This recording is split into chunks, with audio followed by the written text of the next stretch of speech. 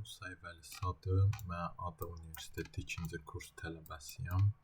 Milli Aerokosmik Agentliyində DFH Bootcamp'ına intervyudan keçmişdim və demişdiniz ki, sizə göndərərdim hansısa Unity projekti yaradıb. Və bu Bootcamp'ın simulyasiya üzərindən olduğuna görə düşünürəm, belə bir projekt yaratsam maraqlı olardı. İndi bu yer kürəsinin günəş ətrafında elə bil orbitini simulyasiya eləyir. Sadəcə mən burada rəqəmləri, məsəl üçün günəşin massını falan tam dəqiq götürməmişəm. Mən elə bil ki, necə deyim, dünyaya nisbətən, yer kürəsinə nisbətən götürmüşəm. Məsəl üçün, yer kürəsinin massı bizdə burada 1-dir. Scale-ı da 1-dirsə, günəşin massını götürmüşəm. Elə bil ki, 333.000 belə. Çünki 333 dəfə daha çoxdur massı. Və size-ını da götürmüşəm 109 hamısını. Onların arasındakı məsafəni də təxmini götürmüşəm. Burada deyir ki, məsəl üçün 149.6 milyon kilometr. Mən isə elə bil ki, Sun'un pozisiyonu 0-dadırsa, Earth'ünkünü də 1500-ə qoymuşam. Bir də orbiti elə bil ki, elips olaraq yox, dairəvi götürmüşəm. Onun formulasını bunu ilə eləmişəm. İndi kodda da göstərəcəm. Birinci demoya baxaq.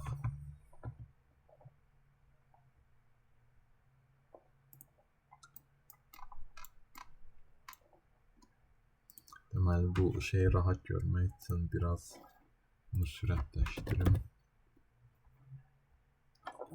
Gördüyünüz kimi, yəni bu orbiti günəşin ətrafında fırlanır və bu orbit dairəvi şəkildədir. Kodda göstərsəm, məsəl üçün, G-ni də fərqli götürmüşəm. G-ni belə götürsəm, yəni çox yavaş olacaq. Ona görə elə belə misal üçün 100 götürmüşəm. Bu Game Object Celestials nədir? Bu array'imizdir, hansında ki, hələ ki Earth-la Sun var. Çünki onlara bu təqi qoymuşam, Celestials.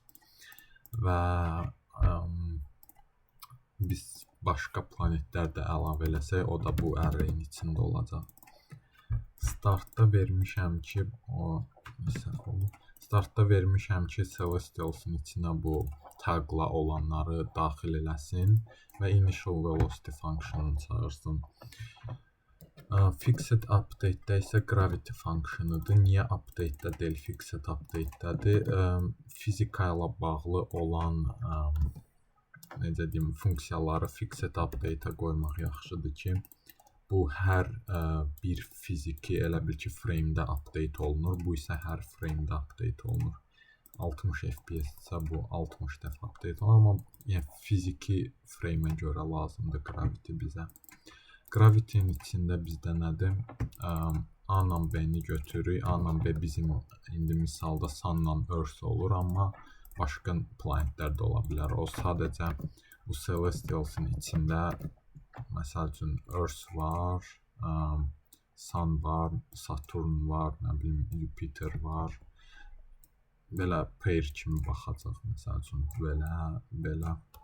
Sonra bunların ikisini elə belə ikili loop olacaq içində.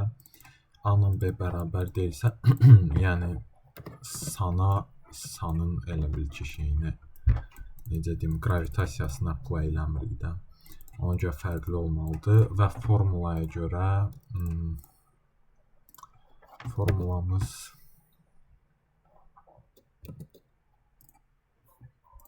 deməli, bu formulaya görə eləyirik.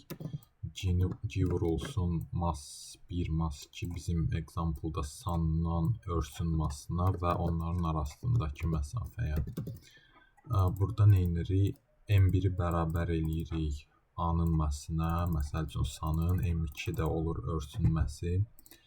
A-rı bərabər eləyirik bunların arasındakı distance-a. distance, yəni bunun ortasından örsün ortasına qədər bizim R olur. Sonra da elə bir ki, force apply edirik, gravitasiya force'u. A-nı götürürük, ona force əlavə edirik. Bu nə üçündür? Bu deməli bizim direction'ımızdır. Force apply eləyəndə biz örsdən sana doğru force apply eləməliyik. Yəni bu onu sayır. Sonra da götürürük elə bizim bu gravitasiya formulamızı, G-ni vururuq m1 m2 bölünsün r kvadrata. Sonra keçirik initial velocity. Initial velocity olmazsa bu elə belə necə deyim, günəşə doğru gedəcək. Bizə isə lazımdır ki, bu orbit ətrafında fırlansın. Deməli, initial velocity-ni götürürük. Burada da eyni şey A ilə B, məsəl üçün günəşlə yer kürəsi bərabər deyirlərsə, bizim də formulamız necə idi? Budur. Gm bölünsün R. Deməli, biz M2-ni götürürük. Biz ona apply edirik. M2-ni götürürük. B-nin massı. Float R distance. Bu da eyni şeydir. Yəni, bunların arasındakı məsafədir. Sonra transform look at nə üçündür? Bu dünya elə bil ki, ancaq bunun ətrafında necə deyirlər, ancaq move olmasın, amma rotate eləsin də. Belə rotate eləsin. Həmişə günəşə tərəf baxsın, eyni tərəfi. Sonra götürürük, velocity apply edirik. Velocity-nin də formulası budur. Bu formuladır. Square root G-ni vururuq M2-yə, bölürük R-ə və apply edirik, məsəl üçün, örsə. Bunları eləyəndən sonra da bu resultı alırıq. Bu, belə deyim, bu balaca projekt üzərindən Unity-də fizikanı apply eləməyi öyrəndim. Bundan əlavə ayrı projektlərində var idi, elə belə. Orada, necə deyim, Unity-də fizika, bu static, kinematik, dynamic obyektləri öyrənmişdim. Obyektləri necə move eləmək olar, məsəl üçün, add force-la, velocity-la, move position-la onların fərqi və indi burada materiallarda bu shader grafla eləmişəm bu sanınkini. Onu da elə belə göstərim. Çox belə vacib detal deyil. Bu noise-la eləmişəm və şey qoymuşam, time qoymuşam ki, bu noise elə bir yerində dayanmasın, move eləsin. Əsl günəş kimi görünsün. Belə. Gələcəkdə, yəni daha çox projektlər göndərəcəm. İndi bunu göstərmək istədim hələ ki. Ümid edirəm bəyənəsiniz.